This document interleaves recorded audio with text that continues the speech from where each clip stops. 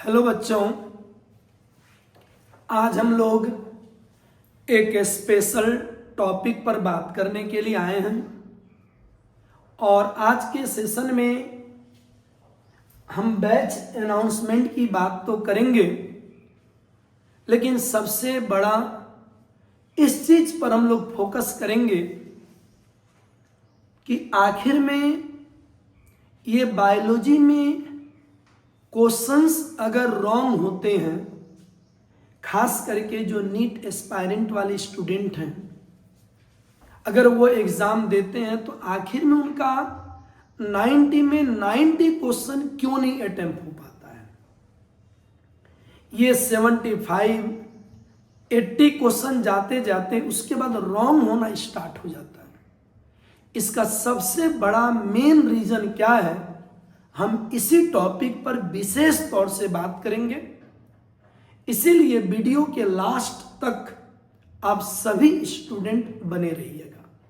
यानी गलतियों का मेन रीजन क्या है, ऐसा नहीं है कि वो चीजें हम अपने मन से बोलेंगे, क्योंकि बहुत सारे जो नीट के स्टूडेंट हैं उनका हम लोग फीडबैक लिए और ऐसा लेने के बाद लगभग 40 से 50 स्टूडेंट के ऊपर ये हम एक डिसीजन लिए, तो सभी का रॉन्ग का मैक्सिमम फ्रीक्वेंसी एक तरह की है। आखिर में ऐसा क्यों है, इसी पर बात करेंगे। आइए उसके पहले कुछ हम लोग यहां पर विशेष बात करें। हमने यहां पर एक स्लोगन देखिए, ऊपर में लिखा हुआ है कि सोच बदलो किस्मत खुद बदल जाएगी।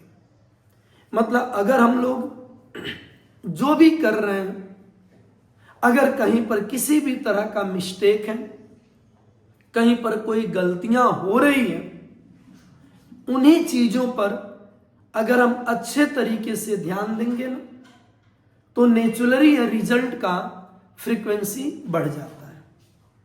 अगर हम बात करें तो सबसे पहले हम लोग कुछ इंफॉर्मेशन आपको दे दें कि ये बैच स्टार्ट हो रही है कब। सबसे पहला पॉइंट, ये नीट जैसे 2025 में ये नीट का जो एग्जाम होने वाली है, और जो स्टूडेंट 2026 में एग्जाम देंगे, यानी इन दोनों को ध्यान में रखते हुए ये जो नीट 2025 यानी जो मई में एग्जाम होने वाली है, उसमें हम लोग क्या कर सकते हैं।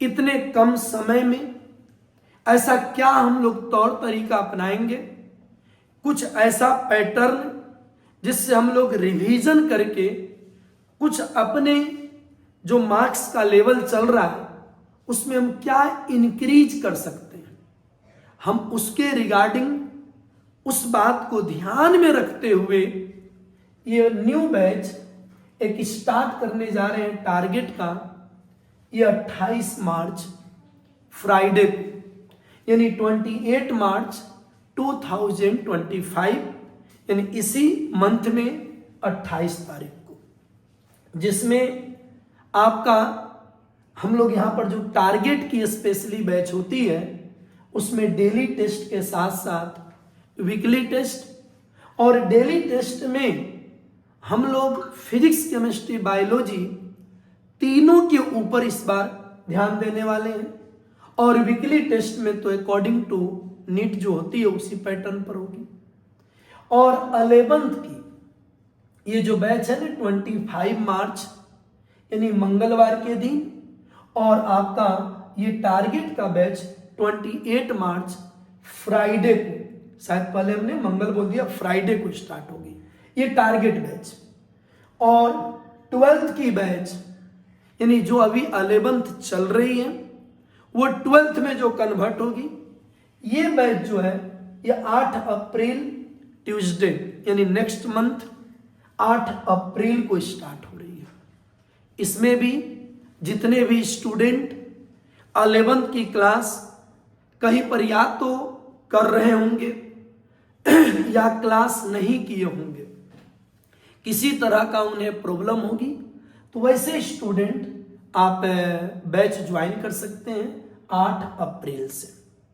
तो हमने क्या बोला, 12th की बैच 8 अप्रैल से स्टार्ट होगी और टारगेट बैच जिसका फोकस 2025 को भी ध्यान में रखते हुए ये आपका 28 मार्च को स्टार्ट होगी और आपका 11th की बैच ये 25 मार्च से स्टार्ट होने जा रही है, जिसमें हम लोग कुछ बातों पर, अब जैसे ये तो डिजिटल बोर्ड वगैरह ऐसी क्लास में तो नॉर्मल बातें हैं, सब तो अलग मैटर है। आपका सबसे बड़ी बात है चैप्टर वाइज स्टडी मटेरियल जो मिलती है इस पर भी ध्यान दिया जाएगा, एमसीक्यू क्वेश्चन, और साथ साथ ये डॉट क्लियरिंग वगैरह तो नॉर्मल बात है। Daily practice paper specially target batch पर जो डेली टेस्ट है उसके साथ साथ ये प्रैक्टिस पेपर भी दिया जाएगा, स्पेशली फिजिक्स केमिस्ट्री की भी।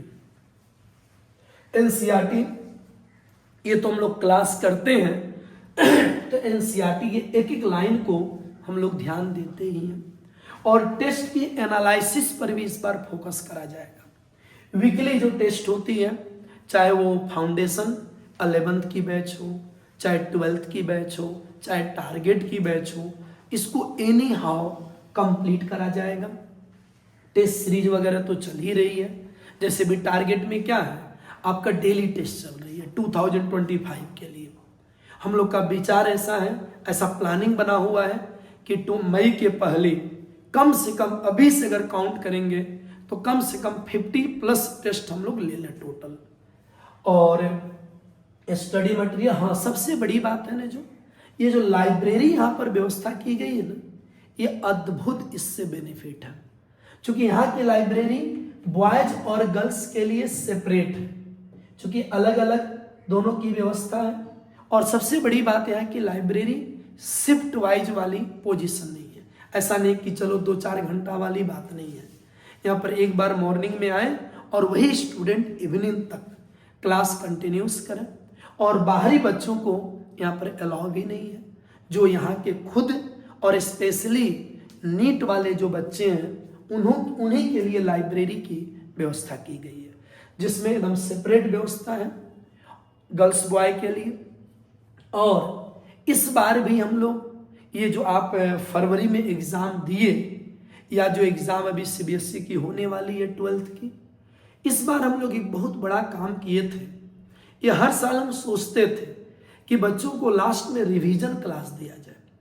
इस बार हमने कोशिश किया कि 8-10 क्लास तक, ज़्यादा तो नहीं दे पाए, लेकिन 10 से 15 क्लास कंप्लीट 12th का रिवीजन कराए थे।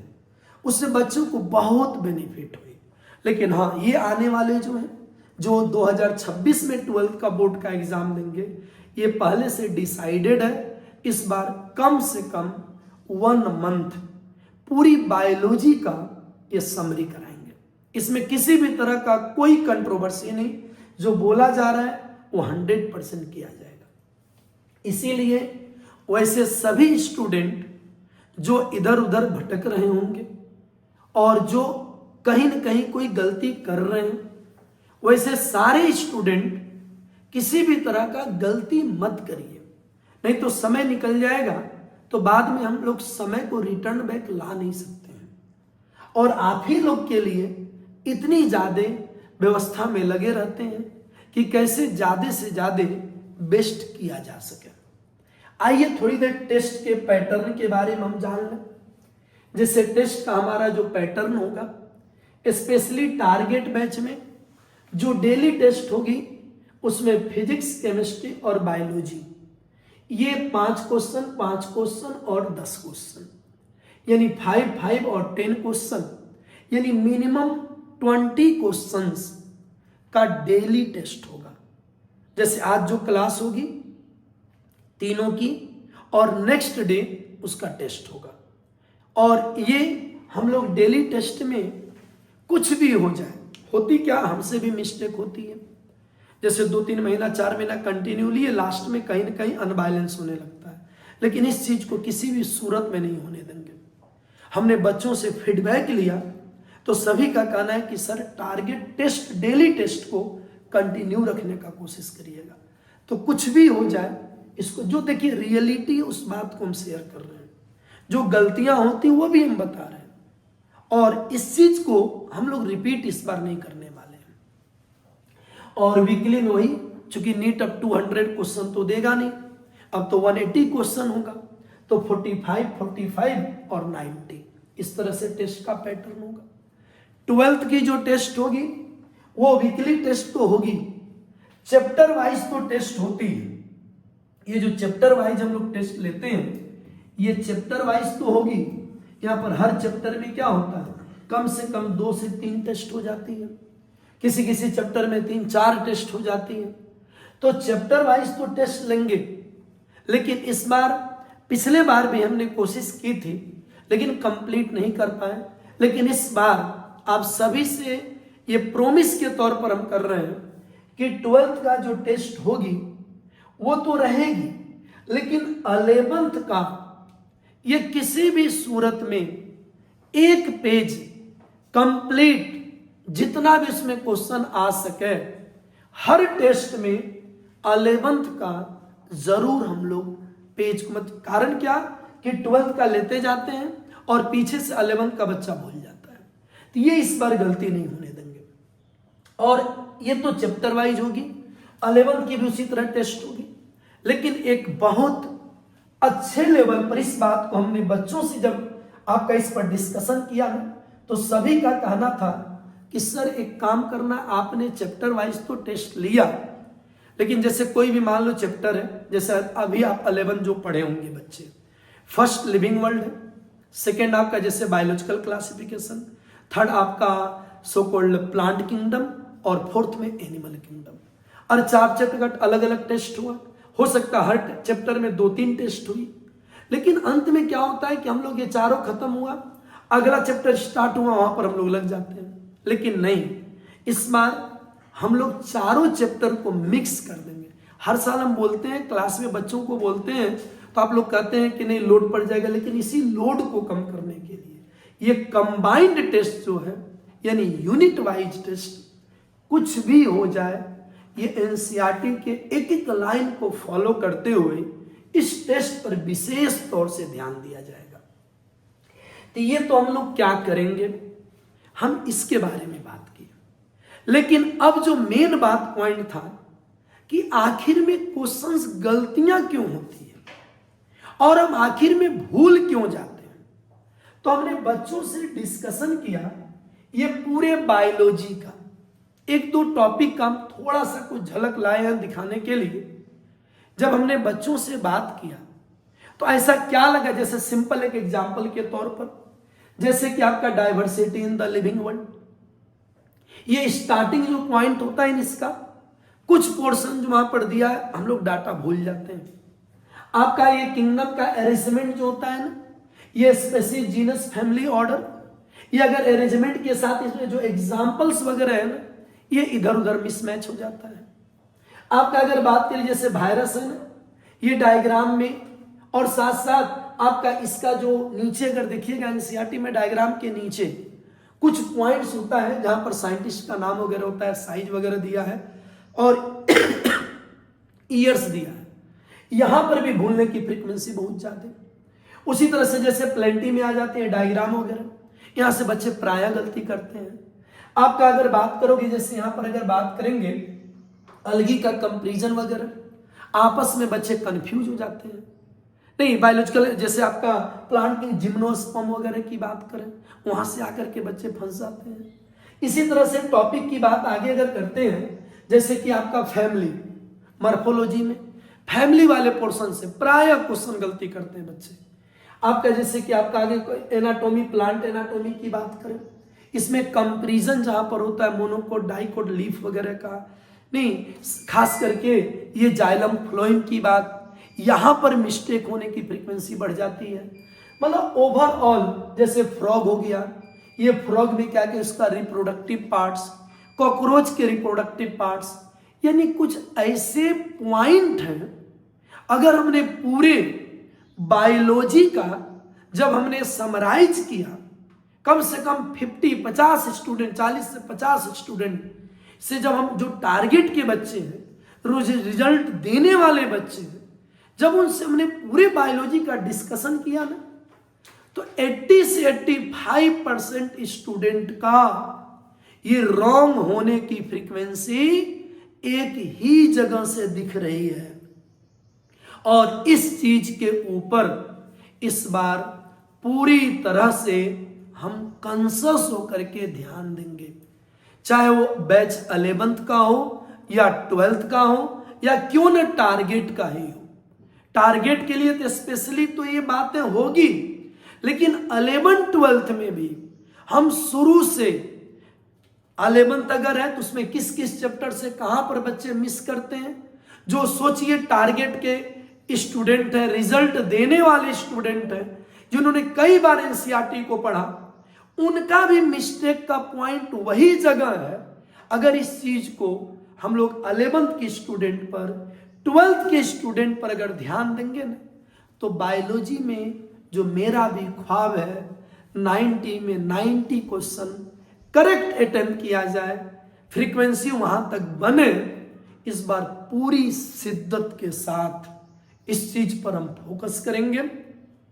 और इस बार के टारगेट बैच को जो हम लोगों ने समाप्त किया, उसको देखते हुए इतनी एनर्जी आ गई कि अगर बच्चे अच्छे तरीके से लगे तो बहुत कम समय में रिजल्ट दिया जा सकता है। चाहे फिजिक्स वगैरह की क्यों ना बात हो, क्वेश्चन बच्चे अटेम्प्ट नहीं करते थे, उसमें फ्रीक्वेंसी बहुत ज़्यादा बढ़ गई, केमिस्ट्री में बढ़ गई, बायोलॉजी में भी बहुत ज़्यादा बढ़ा। लेकिन कहीं न कहीं जो छोटी छोटी हम लोग गलतियां करते हैं ना, उस गलती को इस बार किसी सूरत में होने नहीं दिया जाएगा। इसी के साथ हम लोग वीडियो को मतलब स्टॉप कर रहे हैं, लेकिन हम सभी को कहेंगे ये वीडियो मैक्सिमम बच्चों के बीच में शेयर कीजिएगा, क्योंकि ये जो छोटी मोटी बातें जिसको लग रही होगी, ये इतनी बड़ी बातें हैं कि आप इसके बारे में कल्पना नहीं कर सकते हो। ये बहुत एनालाइज करने के बाद इस निष्कर्ष पर हम लोग पहुंचे हैं। इसीलिए पूरी तरह से चाहे 11th हो 12th हो, टारगेट के बच्चे अच्छे तरीके से इस बात को कंसस होकर के ध्यान देंगे कि हम लोग पूरी शिद्दत से इस बार लगेंगे। आज के वीडियो में इतना ही। धन्यवाद। Thank you.